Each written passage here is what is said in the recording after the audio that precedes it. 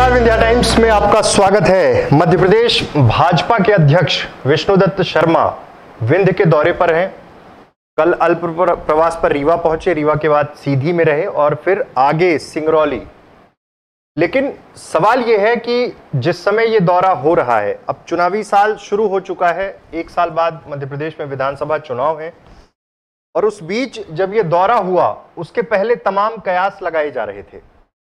कयास ये लगाए जा रहे थे कि तमाम जिलों में परिवर्तन की बात हो रही थी, क्या विंध्य के जिलों में भी परिवर्तन होंगे, ये बड़ा सवाल है। लेकिन जो बयान उन्होंने रीवा में दिया, जो मीडिया बाइट उन्होंने, जो प्रेस कॉन्फ्रेंस उनकी सीधी में हुई, सब चीजों का एक विश्लेषण ये भी है कि कोई बड़े परिवर्तन, जहां जहां की बात हो रही थी कि जिला अध्यक्षों को बदला जा सकता है, संगठन नए तरीके से रिफॉर्म होगा, बहुत सारी चीजें, लेकिन ऐसा कुछ भी नहीं है। ऐसा इसलिए कह रहे हैं क्योंकि अब चुनाव में जाने की तैयारी और जिस तरह से रीवा के संगठन को लेकर उन्होंने जो कहा, बूथ विस्तार योजना की चर्चा की, अलग अलग जगह अब कसावट करने की कोशिश होगी, लेकिन बड़े परिवर्तन की संभावना बेहद कम है। कारण यह है कि अब सीधे तौर पर पूरी तैयारियां विधानसभा चुनाव पे होंगी। लेकिन जब यह दौरा हुआ तो कहीं ना कहीं सियासी जमीन और यह देखने की कोशिश कि जिस विंध्य की बदौलत मध्य प्रदेश में सरकार बनी थी, कमलनाथ के नेतृत्व वाली सरकार को हटा के जो सरकार बनी थी, और विंध्य का एक बहुत बड़ा योगदान था क्योंकि विंध्य में बड़ी संख्या में बीजेपी विधायक विंध्य से जीत कर आए थे। फिर उसके बाद लोकसभा चुनाव में भी जबरदस्त प्रदर्शन, लेकिन निकाय चुनाव में शहरी क्षेत्र जो है, जैसे सिंगरौली नगर निगम, रीवा नगर निगम, यहां पर बीजेपी को हार का सामना करना पड़ा था। तो इस दौरे के ये भी मायने हैं कि साफ तौर पे ये देखना कि आखिर कमी कहां रह गई। उन्होंने स्पष्ट रूप से कहा कि सबकी सामूहिक जिम्मेदारी है, अगर रीवा में हार हुई तो इसकी सामूहिक जिम्मेदारी है। सिंगरौली की परिस्थितियां क्या है, ये तमाम जो जमीन देखने की कोशिश है, और कहीं ना कहीं 2023 विधानसभा चुनाव के पहले एक बार फिर से उसी ताकत के साथ, जिस ताकत के साथ 18 में चुनाव लड़े, उस जमीन को तैयार करना है। टारगेट सीधा है अगला विधानसभा चुनाव, और उस चुनाव को किस तरह से टारगेट किया जाए। अभी जो परिस्थितियां हैं उससे कई बार ये लगता है कि कांग्रेस रिफॉर्म कर रही है, कांग्रेस 2023 में अच्छा प्रदर्शन कर सकती है विंध्य में, तमाम तरह के सवाल हैं। लेकिन बीजेपी हर कदम फूंक फूंक कर रख रही है। लेकिन इस बात से भी इनकार नहीं किया जा सकता कि विंध्य क्षेत्र में संगठन में सब कुछ उतना बेहतर नहीं चल रहा। मतलब कि कहीं ना कहीं पुराने जो नेता हैं, नई पीढ़ी के जो नेता, इनके बीच एक टकराव की स्थिति तो रही है।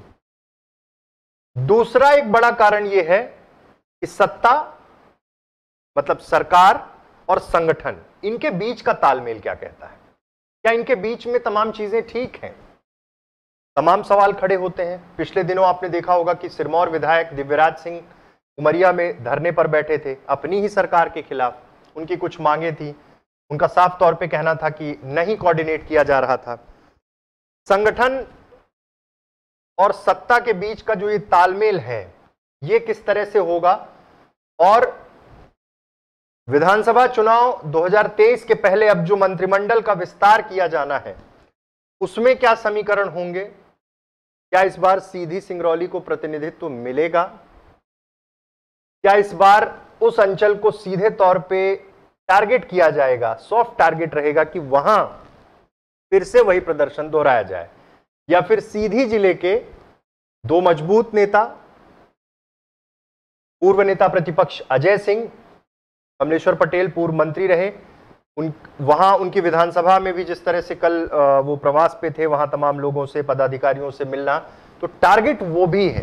टारगेट इसलिए वो है क्योंकि कहीं ना कहीं पिछली बार जिस तरह से बीजेपी ने जिन रणनीतियों के साथ 2018 विधानसभा चुनाव में विंध्य क्षेत्र में अपनी मजबूत पैठ बनाई, 13 से जबरदस्त अच्छा प्रदर्शन 18 में रहा, और अब 23 में उसको दोहराने की कोशिश करेंगे। लेकिन उसके लिए जो तमाम तैयारियां हैं संगठन स्तर पर, संगठन और सत्ता के स्तर पर, प्रशासनिक फेरबदल, मंत्रिमंडल में क्या संतुलन बनाना है, तमाम चीजों पर चर्चा हुई होगी। यकीनन इसी जमीन को भांपने प्रदेश अध्यक्ष वी डी शर्मा आए हैं।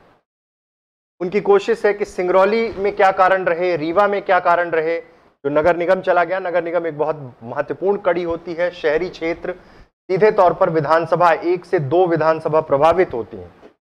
और अब इस चीज पर क्या होगा, कैसे रिफॉर्म की, या फिर संगठन को और मजबूत करके ताकत देकर अगले चुनाव में जाएंगे। क्योंकि अब एक चीज साफ समझ में आ रही है कि कोई बड़े परिवर्तन या फिर कई जिलों के जिलाध्यक्ष बदलने जैसी कवायद, ये इसके आसार कम हैं। क्योंकि चुनावी साल में पुराने संगठन के साथ, तमाम उन लोगों के साथ ही काम करने की कोशिश करेंगे वीडी शर्मा।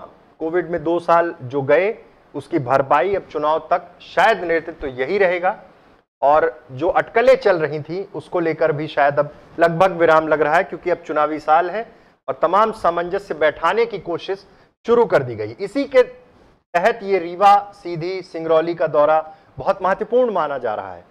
मंत्रिमंडल विस्तार को लेकर भी यहां से जो फीडबैक जाएगा, यहां जो संगठन के लोगों से उनकी बात होगी, उसके बाद वो फिर आगे इस चीज को प्रोसीड करेंगे, आगे बढ़ाएंगे। लेकिन फिलहाल बहुत महत्वपूर्ण ये दौरा चुनावी साल में अब जब भी ये दौरे होंगे, चाहे मंत्रियों के हों, चाहे मुख्यमंत्री के हों या प्रदेश अध्यक्ष के हों, ये बहुत कुछ निर्धारित करेंगे, आगे की दिशा निर्धारित करेंगे और किस तरह से चुनाव में जाना है और किस किस को किस तरह से टारगेट करना है, ये सब कुछ इन्हीं दौरों में निर्धारित होगा। बहुत बहुत धन्यवाद।